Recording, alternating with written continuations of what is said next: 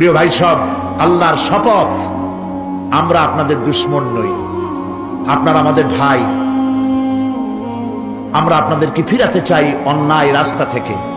আল্লাহ পাক কোরআনে কারীমের মধ্যে বলেছেন, আফাতুমিনুনা বিবাদিল কিতাব ওয়া তাকফুরুনা বিবাদ।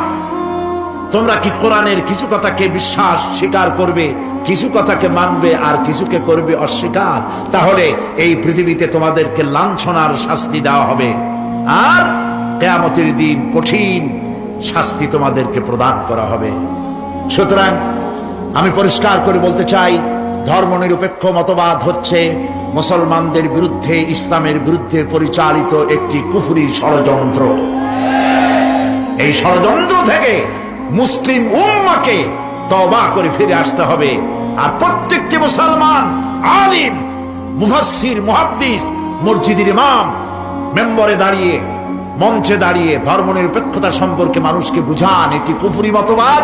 পৃথিবীর সমস্ত আলেম একমত, সমস্ত ফুকাহা, মুফাসসির, মুহাদ্দিস, মুহাক্কিকিন একমত, ধর্মনিরপেক্ষ মতবাদ কুফরি মতবাদ।